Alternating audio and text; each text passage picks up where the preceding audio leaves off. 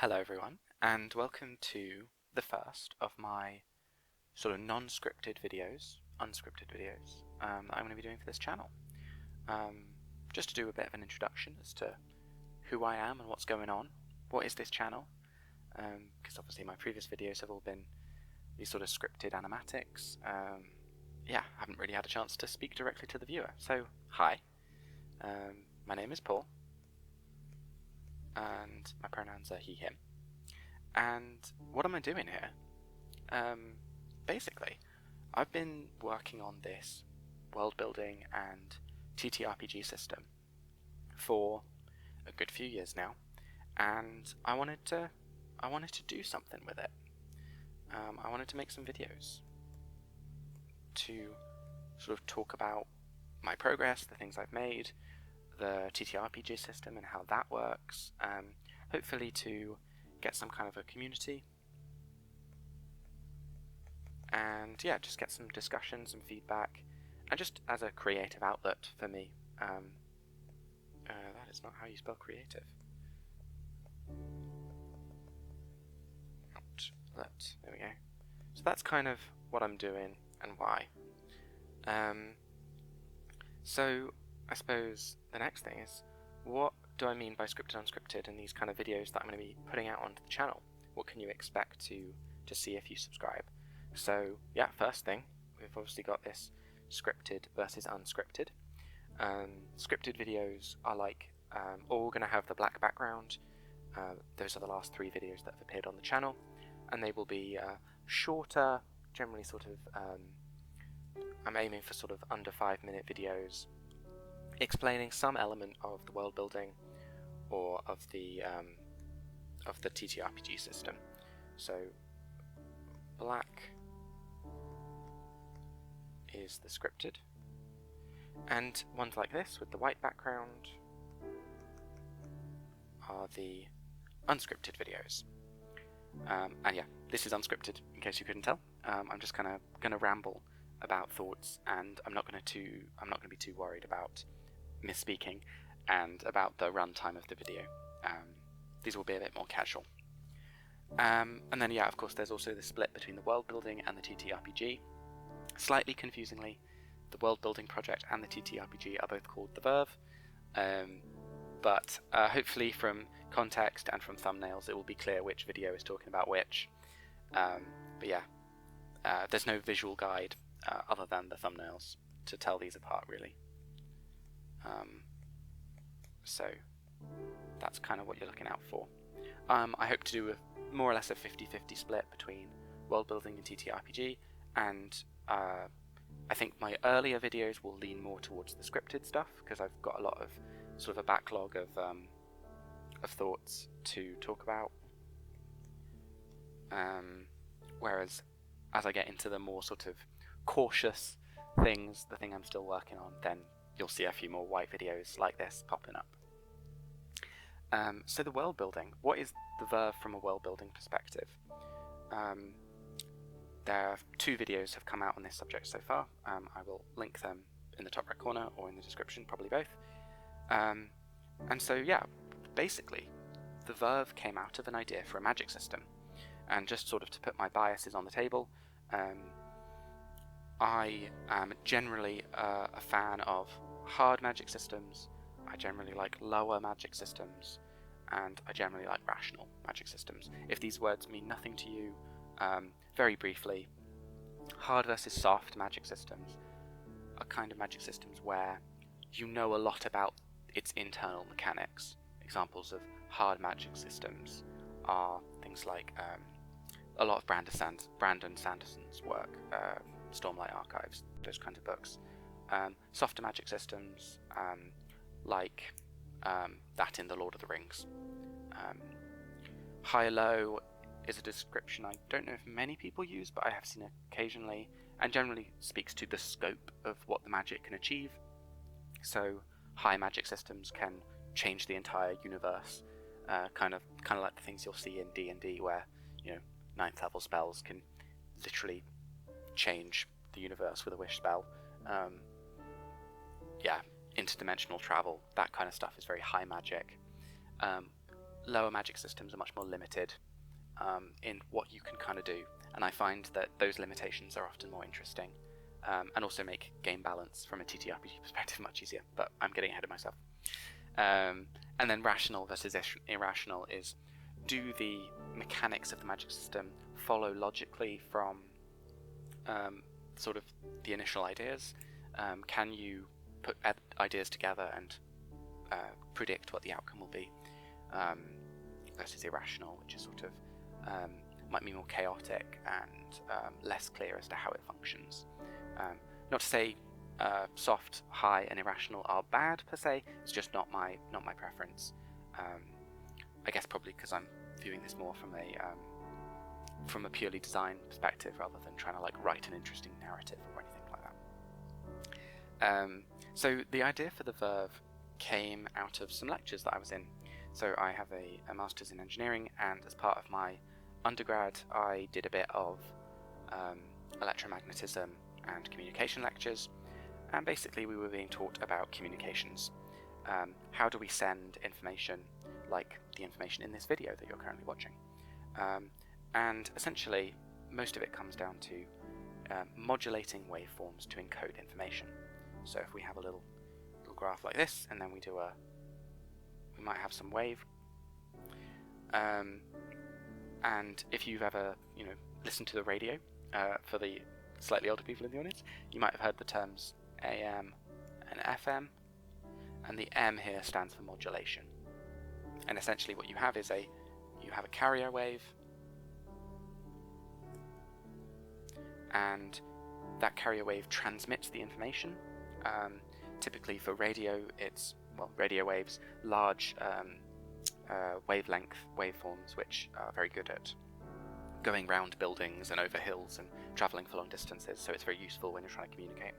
And then you will modulate that wave, which is basically like, in the case of amplitude modulation, it's basically little wiggles in that waveform that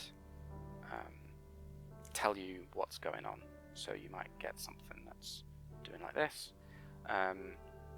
and the receiver can listen to this waveform. It can pull out the carrier wave, sort of remove the carrier wave from it, and just be left with the relevant information that you're trying to send. Sorry. As I say, unscripted. I'm not going to be editing out mistakes. So that's kind of what the lecture was about. That's what we were being taught. And I'll be honest, I don't find electromagnetic particularly interesting. My career was in civil engineering, and so I thought, hang on, this wave stuff, I could do something with that. I think that sounds like a magic system. I was thinking about how you might want to send a spell to knock down a building, say, and you could send that with some powerful carrier wave to your little building, have a little house, and as the wave kind of impacts that building, the building responds like the receiver and sort of factors out the carrier wave and responds to the encoding. And this encoding, in this case, would tell the building to crumble, and the whole thing would collapse. So that's kind of the fundamental idea. And I wanted that to obviously relate to some kind of spellcasting. And again, my preference with spellcasting from a sort of more visual perspective is, why do people wave their hands around to cast spells? Think Harry Potter waving magic wands, D&D with its somatic gestures. Lots of magic systems include some sort of waving your arms around to do stuff system. And why is that? In most magic systems, it's not really explained. It's just kind of like, that's how it works. You need to wave your hands around. And I thought about, well, in my magic system, right, we're trying to send waves. Waves in physics are a property of, you have some medium that the waves might travel through, and you'll also have particles, and the particles interact with the medium, cause it to ripple, basically. So, and those ripples are the waves. In this case, the medium is the titular verve, and these are pivots. Names, I can't remember when I came up with them, but yeah, that's kind of what's going on. And if pivots exist in your hands and in your body, just draw a little hand, you can tell I'm not an artist. If there are pivots all in your body everywhere, as you wave your hand around, that will generate ripples in the verve. And with training, you could direct specific motions to generate very specific waveforms. And this is basically the fundamentals of the magic system. This is how spellcasters work, and this explains why people are going to be waving their arms around to generate magical effects, which is kind of cool. And it also means things like different martial arts and dance can all inspire the different styles of magic, similar to how in Avatar: The Last Airbender, which has a very, very good visual style to its magic system. It's because it's all inspired by different forms of martial arts, with each kind of bending being a different martial art. Definitely a magic system I'm heavily inspired by.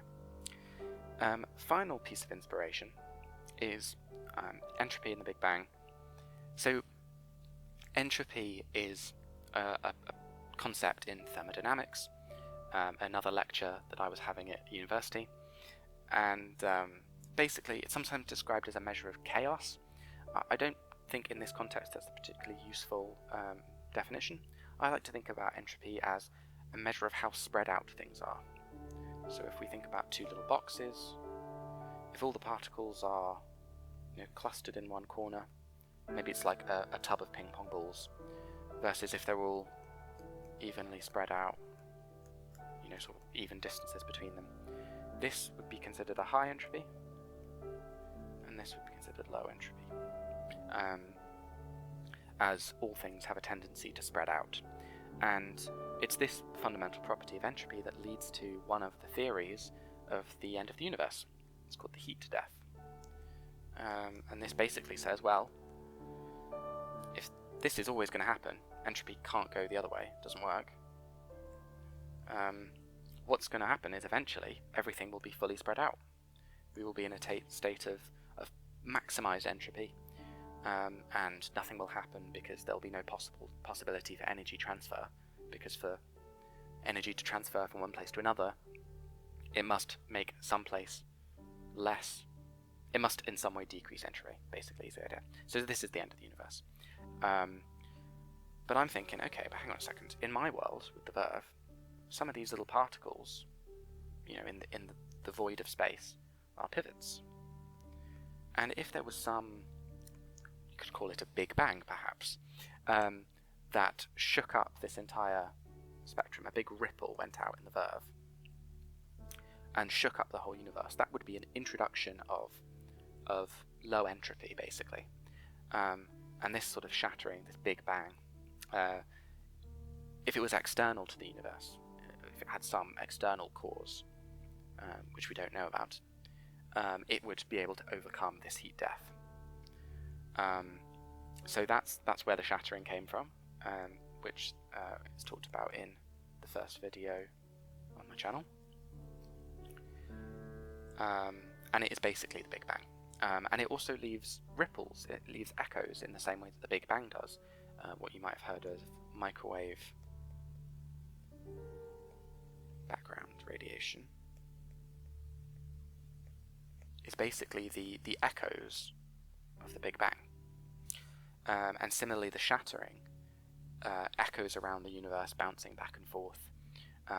And its effects still linger to this day, just in this case in the Verve.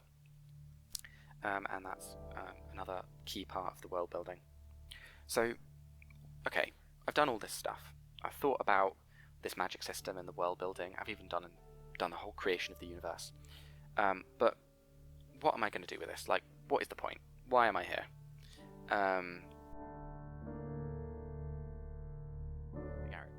So I've done all of this, and I wanted to do something with it. And I tried, trying to write a book, or like a comic or something, or even it doesn't have to be non-fiction, maybe like fiction, maybe a non-fiction book. and ultimately I realised I'm bad at art and bad at writing. But what I can do is game design. I really enjoy game design, particularly board game design. I have my own card game and a couple others in the works that I'm trying to produce. So I can do this kind of stuff. At least I think I can. And I have finally had the thought of making a TTRPG. So really, the purpose of the other side of my videos, the TTRPG videos, is to put all of this world building to use. I came up with the idea of turning this world building into something, creative, something like I could actually produce something out of it. And as I was thinking about this, I'd also been playing D&D for a good couple of years, and I was vaguely aware of TTRPG design. And I'd been thinking about D&D, and it's a very good system. I do really enjoy D&D. I'm in a couple campaigns. I run my own campaigns.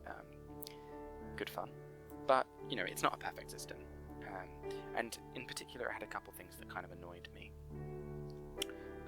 One of them is a problem with the D20, and that is, if you think about like the probability distribution of a D20, if this is a 1 and this is 20, the chance of rolling each value is constant, and it's 1 over 20, right? Which means that your character can go from doing a terrible performance at something 1 second to suddenly being literally the best in the world. And the values around the middle are actually like just as likely.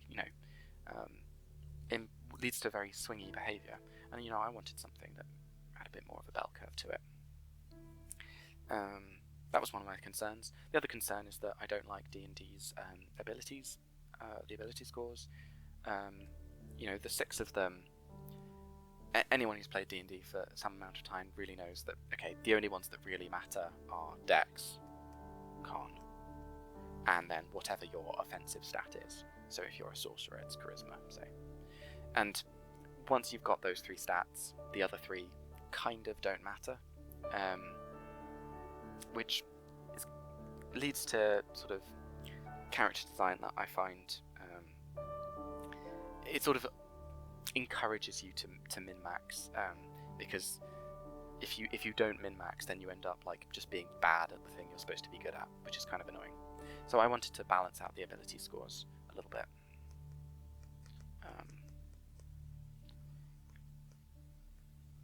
I also wanted to do something different with the combat system. I think the narrative of D&D's combat system, like turn-based combat, is a little bit weird. I always think about if one person is chasing another person with their, they've got their big sword. It's a big electric sword because it's yellow. The D&D combat system basically says if this person rolls faster on initiative, they get away, and then the other person goes there, and nobody gets hurt. But if the 50-50 goes the other way, and this person rolls faster on initiative, they get to run in, hit them. This person then runs away and gets hit again as an opportunity. So it goes from 0 attacks landing to 2 attacks landing, which is quite a big swing for the initiative system. When in reality, it's supposed to be a 6-second time span. Both people are running at the exact same time. So as this person reaches this point, is exactly when this person reaches this point. So really, nobody, no hits should be landing. This person rolling first in initiative is logically what would happen. So I wanted to fix that as well as a couple of other things that kind of bugged me about it. But writing a whole TTRPG system takes a while. I do have a design document, and it's somewhere around, I think I'm about 200 pages, and that's kind of just the system, the classes, mechanics. That doesn't have any of the world building in it. Doesn't have any monsters. There's a lot of stuff missing in that. It's quite a big document, and it obviously goes through iterations and changes. I've been working on this for about 3 years. So I wanted to have, and this kind of brings me back to the thing at the start of the video, I wanted to have a better sense of what I was going to do with all of this stuff, you know. Let's see if I can move that back. Is that all going to come together? Amazing. Just move that back into position. I wanted to do something with this, so, you know, just how the initial idea